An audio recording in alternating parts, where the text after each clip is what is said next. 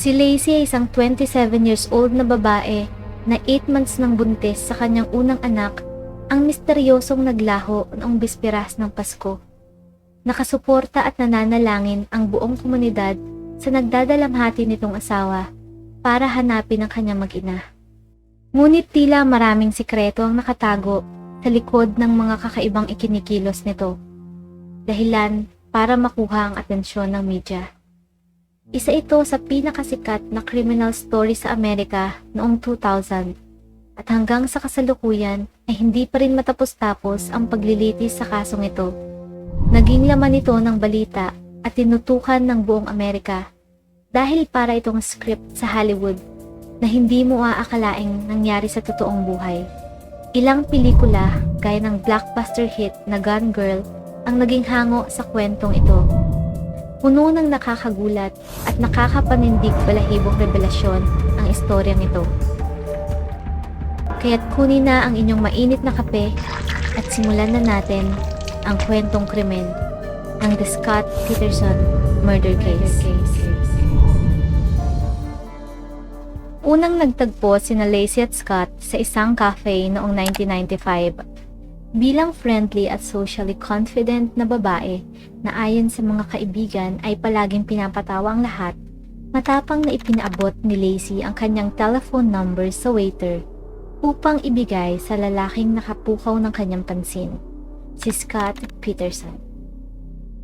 Parehong nag-aaral sina Scott at Lacey sa California Polytechnic State University nang sila'y magkakilala.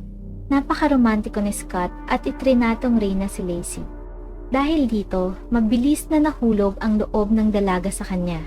Kaya naman nang minsang pumunta si Scott sa bahay ni Lacey para mag-abot ng bouquet ng bulaklak, inamin ng ina ni Lacey na si Sharon Roca na na-impress agad ito sa nobyo ng anak. Tinawag niya itong charming, napakagalang at sobrang maginoo, kaya malaki ang tiwala niyang maaalagaan itong mabuti ang anak. Makalipas ang 2 taon ng pagiging magkasintahan, nagpakasal sina Lacey at Scott noong August 7, 1997 at nagsimula ang kanilang mala-fairy tale na pagsasama. Pagkakasal, nag-invest sila sa isang hamburger restaurant na naging kilala sa California at nag-operate ito ng 2 taon. Ayon kay Mrs. Sharon, batid sa mag-asawa ang magandang relasyon. Bagong kasal, may successful restaurant, at bakas lagi ang kasiyahan sa mukha ng isa't isa. Wala umano silang rason para pagsuspetsahan na may problema ang dalawa. Hanggang sa ibinenta nila ang kanilang restaurant upang mag-focus na sa pagbuo ng pamilya.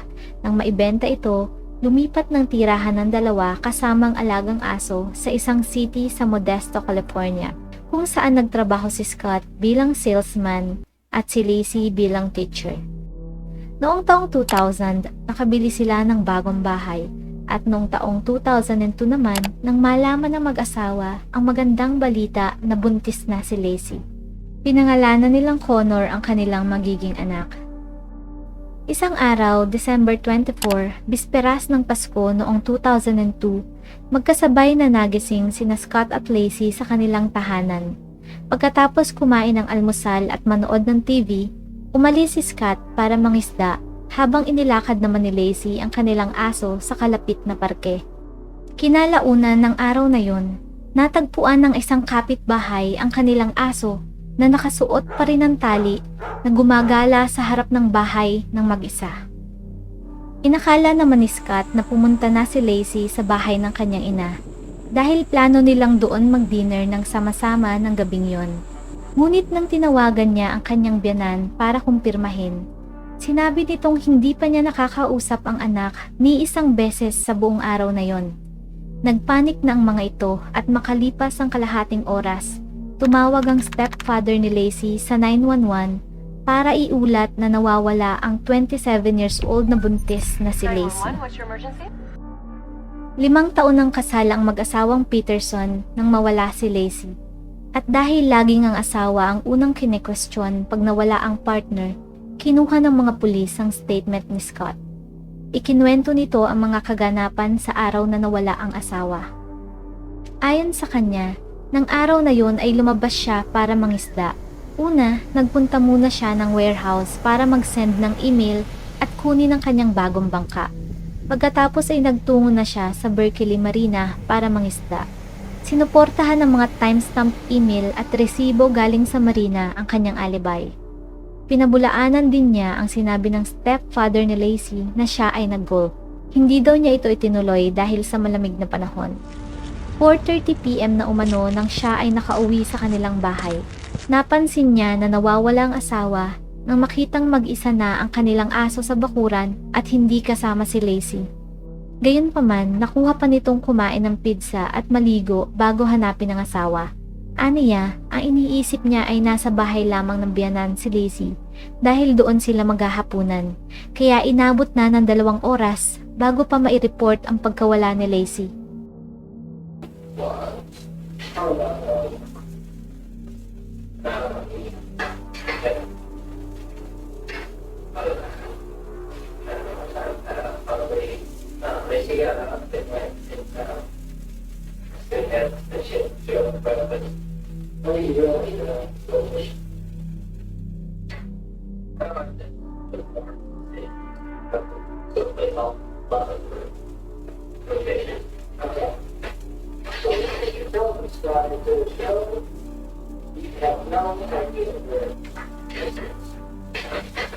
Nang tinangkang pakuhanin ng polygraph test, tumanggi si Scott.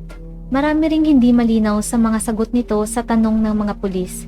Hindi nito matandaan kung ano ang kanyang ginamit na pain sa pangingisda at wala din itong dalang gear. Matapos ang interview, napansin nila na maraming inconsistency sa kwento nito at tila kakaiba ang reaksyon na kanyang pinapakita.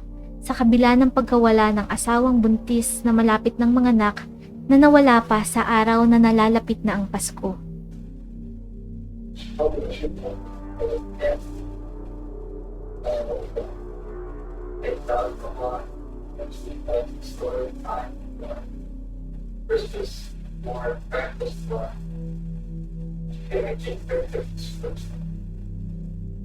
Sa mga sumunod na araw ay hindi pa din nag-usisa si Scott sa mga pulis tungkol sa progreso ng kaso ng nawawalang si Lacey, na para sa mga pulis ay hindi normal na kilos sa isang asawa sa ganoong klaseng sitwasyon.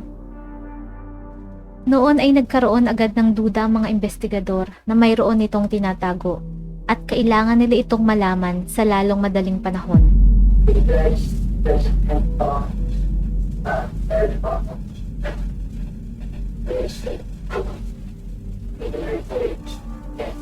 In the initial hours where normally you would think the husband would be like, stop talking to me and get out there and find my wife. You know, I didn't do it. Leave me alone. But he just didn't. He had something about him and the way he was answering questions, his demeanor was suspicious. Kinabukasan, agad na nabalita ang pagkawala ni Lacey sa buong community. Kaya nagkaroon ng malawakang search para sa isang buntis na nawawala. At makalipas ang Pasko, nagsagawa na ng search warrant ang mga pulis sa bahay ni Scott. Hindi masyadong nakikiisa si Scott sa mga ito, bagkus ay parang pinoprotektahan nito ang sarili at kakaiba ang mga galaw. And all he has to do is sign it, and we could search. And he picks it up, he reads it, and he's like, "You don't expect me to sign this without a lawyer, do you?" Bigong makakuha ang mga pulis ng anumang ebidensya na makakatulong sa kaso.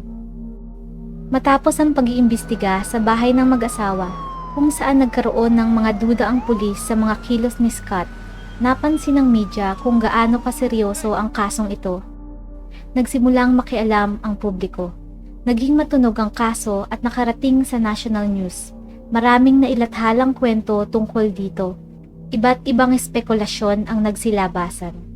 Sa mga interview sa pamilya ni Lacey, ay publikong pinapahiwatig ng mga ito ang pagsuporta kay Scott at sinabi pa nga ni Mrs. Sharon na ang mga taong nakakakilala kay Scott at Lacey ay walang duda na wala siyang kinalaman sa pagkawala nito. Ngunit nagbago ang lahat nang magsagawa ang pamilya ng vigil para kay Lacey. New Year's Eve nang magkaroon ng candlelight vigil sa isang park kung saan madalas inilalakad ni Lacey ang kanyang aso na si Mackenzie. Nilahukan ito ng lampas 1,000 volunteers. Tumangging magbigay ng mensahe si Scott sa harap ng napakaraming taong sumuporta at tumulong para sa paghahanap. Habang lahat ay nag-aalala, ayon kay Mrs. Sharon, nababahala siya sa panay na pagsiselfone ni Scott at tila walang tunay na pag-aalala para sa kanyang nawawalang asawa at hindi pa isinisilang na anak.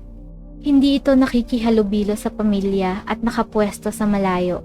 May mga pagkakataon din na makikita niya itong tumatawa kasama ang ibang tao. Bagay na para sa kanya ay hindi angkop na kilos sa mga oras na yon. Habang nagaganap pala ang vigil para kay Lacey, ay kausap naman ni Scott sa cellphone ang kanyang secret girlfriend na si Amber Fry. Lumalabas na mayroon itong lihim na affair kay Amber bago pa man mawala ang asawa. Nagkakilala ang dalawa noong November 2002 nang ipakilala si Amber ng kanyang kaibigan kay Scott. Unang pinormahan ni Scott ang naturang kaibigan nang umattend ito sa isang business trip bilang salesman. Mabilis na nabuo ang relasyon ni Scott at Amber. Ayon rito, unang araw pa lamang ay mayroon na agad silang mutual attraction ni Scott. Si Amber, isang massage therapist at single mom, ay nahulog agad ang loob sa charming na si Scott. Napapaniwala siya nito na siya ay walang asawa. Humanga si Amber sa pagiging likas na Maginoo ni Scott. Sa maraming beses na magkasama ay lagi siya nitong ibinibili ng grocery at ipinagluluto ng romantic meal. Madalas din siya nitong regaluhan pati na ang kanyang anak. Sobra-sobra umano ang ipinakita nitong pagmamahal sa kanya. Ngunit noong early December, bago pa man mawala si Lacey, nag-confess si Scott kay Amber tungkol sa asawa. Umiiyak nitong sinabi ang totoo na mayroon na siyang asawa, ngunit ito ay patay na. At ang darating na Pasko ay ang unang pagkakataon niya na magse-celebrate nang wala ito. Habang nasa vigil, ang hindi alam ni Scott ay kasabwat na pala ng mga pulis si Amber. Ito ay matapos niyang makita ang isang article sa dyaryo tungkol sa pagkawala ni Lacey. Gulat na gulat at hindi makapaniwala si Amber sa nabasa. Isang linggo pagkawala ni Lacey, takot at umiiyak itong tumawag kaagad sa mga pulis para sabihin ang relasyon nila ni Scott. Nagkaroon sila ng kasunduan na simula ng araw na yon, ang lahat ng anumang usapan sa pagitan nila ni Scott ay ire-record. Amber, there? Yeah. Amber, I'm near the Eiffel Tower. New Year's celebration is unreal. The crowd is huge. By my birthday, so I know you had said before you'll be back, by my birthday, so what Oh, yeah. anticipate plan for? Do you have anything in mind? Your birthday. Yeah. No, I have to come up with something good. You haven't came up with anything then. I want to. No. Kicking around ideas. What? Share them with me. No, no. Because I think it'd be a surprise. So what about that? The big idea would be it's a surprise of some sort. A surprise. Yeah. Wonderful. Yeah, I could care for you. Yeah, in every way. And For the then, rest of our lives, I think we'd care for each other and we could fulfill each other. Forever. At isang buwan na ngang nawawala si Lacey. Hindi na nakatiis si Amber at tuluyan na itong lumantad sa publiko sa pamamagitan ng isang press conference. Isiniwalat niya sa buong mundo ang kanilang relasyon ni Scott. Nilinaw niyang hindi niya alam na ito ay kasal at lalo pa na buntis ang asawa nito. Agad-agad itong naging front page sa mga pahayagan.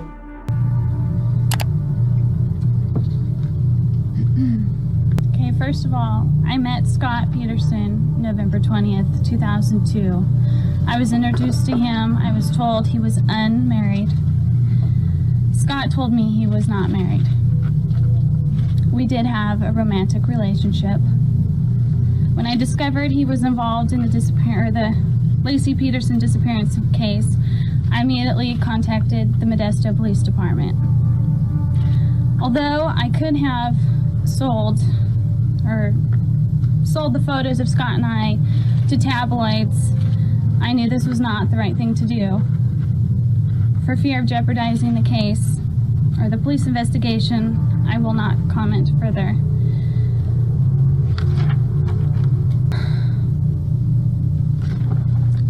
very sorry for Lacey's family and the pain that this has caused them. And I pray for her safe return as well.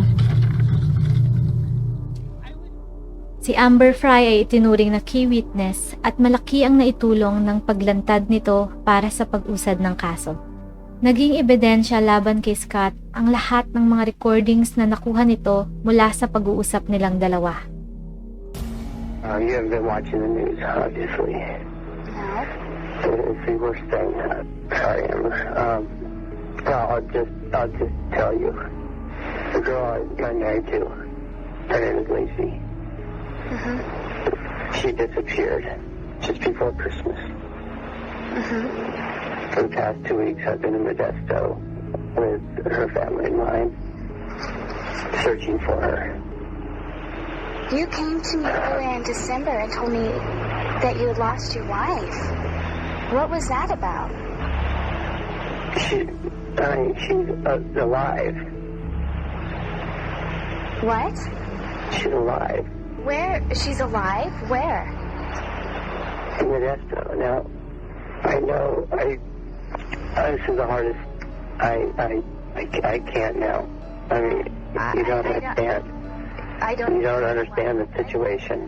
Then why don't you fill me in on the situation and make me understand? I can't now. I'm so sorry for that. Why? Okay, so again, you never answered my question. Why did you tell me it would be the first holidays without her? I can't. Trudy, I can't explain anymore now. You told me you lost your wife. You sat there in front of me and cried and broke down. I sat there and held your hand, Scott, and comforted you. And you were lying to me. Again, you're lying to me about lying. And you came and told me this elaborate lie about her missing and this tragedy and that No, that this will be the first holidays without her? Trudy, I never said. Amber, Yes. God, I don't want to fight with you. I never said tragedy or missing. Oh, yes, you said you've lost your wife. No, Obviously without me saying much. But we will I said that I lost my wife. Yes, you did. I did, and yes, Nagulat ang lahat ng nakabantay sa kasong ito nang biglang lumitaw ang mistress ni Scott. Ang larawan ng isang inosenteng asawa na si Scott ay mayroon palang lihim na relasyon sa isang maganda at bland na babae na isang buwan pa lamang niyang nakikilala bago mawala ang asawa. Unti-unti ay nare-realize ng publiko kung ano ang totoong pagkatao ni Scott. Lumilinaw na sa mata ng mga madla na siya ay may motibo at kinalaman sa pagkawala ng sariling asawa. Bagamat simulat sa pool ay siya na ang binabantayan ng mga pulis dahil sa mga nakakabahalang kilos nito. Kaya naman para linisin ang kanyang pangalan, nagpa-interview si Scott kay Diane Sawyer ng Good Morning America. Were you in love with her? No. I'd have to say that I respect her. And as I imagine everyone does after seeing her come out and do the press conference. An amazing character she has. Was this the first time? Are there others out there? No. Sunod-sunod agad ang pagsisinungaling nito sa unang minuto pa lamang ng programa. Una, alam umano ng pulis ang relasyon nila ni Amber at pangalawa, na alam din ito ni Lacey at payag ito sa kung ano ang meron sa kanila ng kanyang kabit. Kapuna-puna din ang paggamit ni Scott ng past tense na was sa kanyang asawa na wala pa namang nakakaalam kung nasaan. Relationship. Had you told anyone? Did you tell police? Told the police immediately. When? That was the first night we were together. The police I spent with the police. You told them about her? Yeah, from December 24th on. Did your wife find out about it? I told my wife When? in early December. Did it cause a rupture in the marriage? It was not a positive. Obviously, it's inappropriate. But it was not something that we weren't dealing with. A lot of arguing? No. I can't say that even she was okay with the idea. But It wasn't anything that would break us apart. There wasn't a lot of anger? No. Bagamat nang deretsahang tanungin kung pinatay niya ang kanyang asawa, pilit itong tumanggi at pinanindigan na siya ay inosente. Sa panayam na ito, sa halip na maligtas ang kanyang imahe, bagkus ay nakumpirma ng karamihan sa mga manonood na siya ay may kinalaman sa pagkawala ng kanyang mag-ina. Do you really expect people to believe that an 8.5-month pregnant woman learns her husband has had an affair and is saintly and casual about it? Accommodating? Makes a peace with it? Well, you don't know. No one knows our relationship but us. And that's at peace with it. Noong January 5, 2003, gamit ang sonar equipment, sinimulang mag-search ng mga divers sa Berkeley Marina kung saan nangisda si Scott sa araw na nawala si Laci. Ito rin ang lugar na pinagsususpetsahan ng mga pulis na maaaring pagtapunan nito. Ngunit walang anumang ebidensyang nakuha sa kanilang paghahanap. Patuloy na binantayang mabuti ng mga detective si Scott. At unti-unti ding nabulgar ang mga nakakabahalang kwento tungkol dito mula na din sa kanyang mga kakilala. Nang minsang tanungin umano ni Rosemary Roca, ang sister-in-law ni Scott, kung handa na ba ito sa pagiging ama, seryoso nitong isinagot na siya ay umaasa na siya ay isang baog. Samantala, sa investigasyon ng mga pulis, nadiskubre ang mga cement dust sa office at warehouse nito na nagpapakita na gumawa siya ng mga concrete anchors at isa lamang sa mga ito ang natagpuan. Nawawala ang 4 pang kasamahan nito. Mula naman sa computer ni Scott na sinuri ng mga pulis, nakita nila ang internet history nito ilang araw bago ang pagkawala ni Laci. Nag-search ito tungkol sa San Francisco Bay at inaral kung paano ang agos ng tubig sa bay na yon. Ang mga kakaibang kilos nito ay lalo pang naging kahinahinala sa mga sumunod na araw. Palihim itong nagpupunta sa Berkeley Marina para alamin kung ano na ang progreso ng mga otoridad sa kaso. Isa pang nakakapagtaka ay ang pagbebenta nito sa SUV ni Laci, gayon din ang paglalagay sa sale ng kanilang bahay. 2 buwan na halos na nawawala si Laci. Malakas ang kutob ng mga pulis laban kay Scott, ngunit mahirap itong ituring na sospek dahil ng panahong yon ay walang confession, walang witness, walang weapon at walang ebidensya. Pero makalipas ang 4 na buwan na paghahanap kay Laci at Connor, isang magkasintahan na naglalakad sa San Francisco Bay ang nakadiskubre ng nakakakilabot na bagay na napadpad sa pampang. Nang suriin ng malapitan, tumambad sa kanila ang isang fetus na halos kumpleto na ang mga parte ng katawan at naaagnas na. Kinabukasan, natagpuan naman ang isang babae malapit din sa lugar kung saan naanod ang fetus. Nakita ng lokal ang isang nakataob na katawan ng babae. Nakasuot pa ito ng maternity pants at bra. Ang kalunos-lunos ay hindi makilala agad ang bangkay dahil wala na itong ulo, braso at binti. Agad na inireport ang parehong bangkay para ma-autopsy. Umabot ng ilang araw bago tuluyang malaman ang pagkakakilanlan ng mga bangkay. Hindi na rin matukoy kung ano ang talagang naging dahilan ng pagkamatay ng babae dahil ito ay sobrang naaagnas na. Iba't ibang parte na nito ang nawawala. Lumalabas sa medical report na nawasak ang 2 ribs nito sa oras mismo o bago siya mamatay.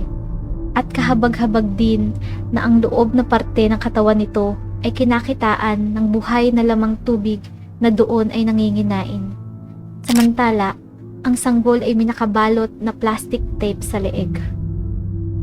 At nakumpirma na nga na ang 2 bangkay na ito ay ang mga katawan ng nawawalang mag-ina na sina Laci at Connor. Noong April 18, 2003, si Scott Peterson ay inaresto at kinasuhan sa parehong araw ng paglabas ng autopsy ng kanyang mag-ina. Naninirahan na ito sa San Diego, sa bahay ng kanyang pamilya, para umanong makaiwas sa media. Sa golf course siya naaktuhan ng mga pulis. Sinabi nitong maglalaro lamang siya roon kasama ang kapatid. Nakakagulat ang malaking pagbabago sa anyo nito. Bland na ang kulay ng kanyang buhok at malago na ang kanyang balbas. Na-recover din sa kanya ang perang nagkakahalaga ng $15,000 in cash, camping gear, ID ng kanyang kapatid at 4 na cellphone. Mayroon din siyang dalang 12 tabletas ng Viagra at mapa papunta sa pinagtatrabahuhan ni Amber. Duda ng mga pulis ay pupunta ito kay Amber upang patayin saka tatakas patungong Mexico. Mabuti na lamang at naabutan nila ito sa oras. Sa biyahe pabalik sa Modesto, sinabi ng mga otoridad kay Scott na ang mga bangkay ay positibong kinilala bilang ang kanyang asawang si Lacey at anak na si Connor. Walang bahid ng pagkabalisa o gulat mula sa narinig si Scott. Bagkus, nakuha pa nitong kumain ng double hamburger, fries at shake pagkatapos ng biyahe. Sa pagkakaaresto kay Scott, ay tuluyang sumiklab ang galit ng mga tao rito. Binansagan nitong most hated man in America. Samantala, kumuha ng isang high-profile na attorney si Scott, si Attorney Mark Garagos, at si Amber naman ay kumuha rin na magdedepensa sa kanya para malinis ang kanyang pangalan sa kaso.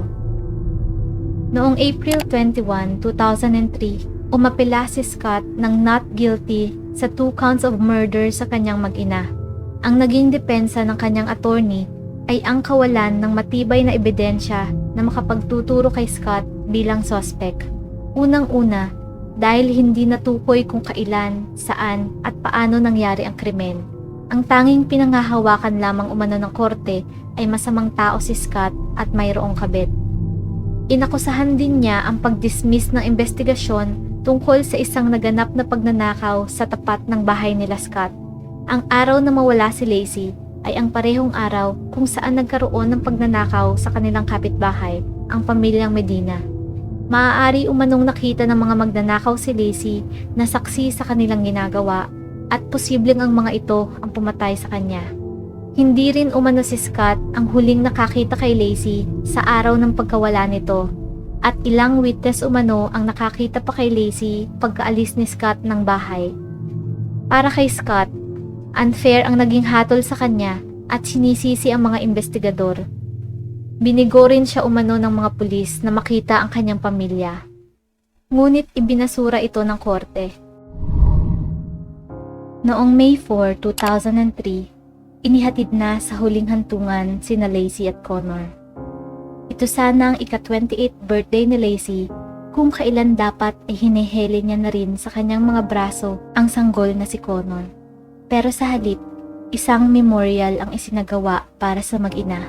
Nilahukan nito ng 3,000 katao na nakidalamhati sa kanyang pamilya. Naging napaka-emosyonal nito para sa lahat. Inalala si Lacey ng kanyang mga mahal sa buhay bilang isang anak, kapatid, at kaibigan na mahilig magluto at mag-entertain, at natural na magaling makisama sa mga tao sa kanyang paligid. Mahal na mahal siya ng kanyang buong pamilya.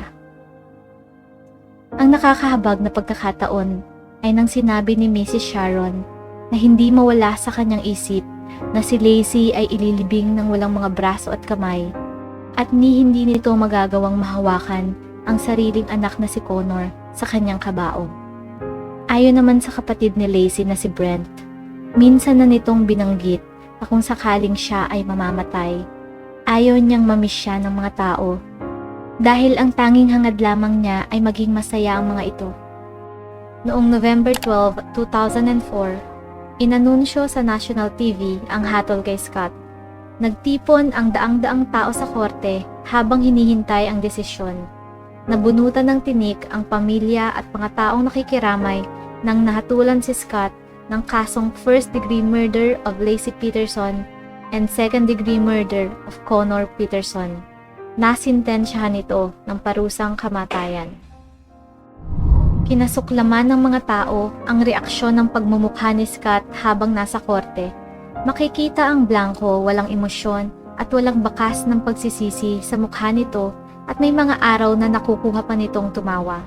Hindi din ito kailanman nagsalita sa kanyang sariling trial para sana depensahan ang kanyang sarili o magbigay ng kahit anumang ebidensya o opinyon. Nagbigay ito ng negatibong impresyon sa mga saksi sa trial. Dahil kailanman ay hindi umamin sa krimen, ang tanging magagawa lamang ng prosecutor ay lumikha ng teorya sa nangyari sa araw ng pagkawala ni Laci base na din sa mga ebidensya. Ang extramarital affair ni Scott ang nag-udyok sa kanya para paslangin ng walang awa ang kanyang mag-ina. Ilang araw bago ang krimen, habang nasa warehouse, gumawa ito ng 5 angkla na gawa sa semento. Ang isa ay para sa kanyang bagong bangka at ang 4 ay pampabigat sa bangkay ni Laci. December 23, ang huling beses na makakausap ni Laci ang kanyang ina. Nag-usap sila tungkol sa nalalapit na holiday. Ipinagpapalagay na pinatay si Laci sa kanila mismong bahay noong December 23 o kaya naman ay noong 24. Dahil wala ngang pisikal na ebidensya na makakapagsabi kung ano ang eksaktong ikinamatay ni Laci, nahirapan ang mga jurors na pagkonektahin ang mga pangyayari. Pero pare-parehas ang kanilang konklusyon na ito ay sinakal hanggang sa mawalan ng hininga. Dahil isa ito sa paraan kung saan wala masyadong maiiwang ebidensya sa crime scene, kundi kaunting dugo lamang mula sa ilong o bibig. Pagkatapos ay inalis nito ang blouse ng wala ng buhay na si Laci para mas mahirapan na makilala ang kanyang bangkay. At saka ibinalot ng isang tarpaulin at inilagay sa isang malaking workbox na nakakabit sa kanyang pickup. Pagkatapos ay inilagay nito sa drawer ang suot ni Laci. At noong umaga, bago ang Pasko, nag-drive si Scott papunta sa warehouse para ilipat naman sa kanyang bangka ang katawan ni Laci. At saka nagtungo sa Berkeley Marina para ihulog ang bangkay.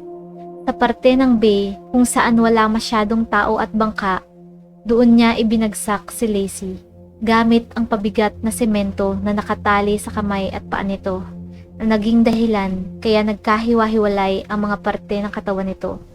At lulutang lamang ito matapos ang 4 na buwan kapag unti-unti nang naagnas ang mga parte na nakakabit sa anchor at aanurin kahiwalay ni Connor. A Fox News alert, a major development in the case of Scott Peterson, the Supreme Court of California overturning his death sentence. Now remember, he was convicted. Gayunpaman, makalipas ang halos 2 dekada mula sa hatol, noong August 24, 2020, ay binawi ng Korte Suprema ng California ang sintensya ng kamatayan kay Scott at inutusan ng isang mababang hukuman na muling suriin ang kanyang hatol batay sa isang akusasyon ng juror misconduct. May isa kasing juror na sinasabing nagsinungaling tungkol sa kanyang background. Siya ay buntis at isa ring domestic violence victim gaya ni Laci, kaya umano bias ito sa naging paghatol kay Scott. Kaya naman mula sa sentensyang death penalty kay Scott, ay napalitan ang hatol ng habang buhay na pagkakakulong ng walang posibilidad na parol noong December 8, 2021. Tila walang katapusan ang kasong ito dahil ngayong taong 2022, mula sa mga bagong ebidensya, kapag napatunayan ng judge na si Annie Masulio na nagsinungaling nga ang juror na si Nice na isa sa humatol noon sa kaso ni Laci, mababasurang muli ang hatol kay Scott at magkakaroon na naman ng bagong trial. Dahil sa pabago-bagong hatol, muli na namang nagbukas ang sugat na ibinigay ni Scott sa pamilya ni Laci. Wala silang magawa kundi ang harapin ng paulit-ulit ang sakit at antayin kung ano ang magiging huling ruling ng judge ukol sa kaso na ilalabas hanggang ngayong December 2022. Doon malalaman muli kung makakakuha ng bagong trial si Scott. Hanggang sa ngayon ay naninindigan si Scott na siya ay inosente at hindi siya ang pumatay sa kanyang mag-ina. Hindi pa rin malinaw kung ano ang motibo ni Scott sa krimen. Paano nangyari na sa halos 1 buwan pa lamang na pagkakakilala niya sa kanyang mistress ay nagawa niyang patayin ang kanyang asawa na buntis at konting panahon na lamang ay manganganak na. May mga nagsasabi na dahil ito sa batang dinadala ni Laci. Noon pa man ay wala daw talagang plano magkaanak si Scott, kaya naman nang dumating si Connor, hindi niya alam kung paano haharapin ang responsibilidad bilang tatay. Pinili umano nito ang maging malaya mula sa pagkakatali sa isang buhay na pamilyado. Kung nagustuhan mo ang ating kwentong krimen, huwag kalimutang mag-like, subscribe, at comment sa kung ano ang iyong opinyon tungkol rito. At laging tatandaan, mahalaga ang buhay, huwag kang papatay. Maraming salamat po sa panonood at hanggang sa muli.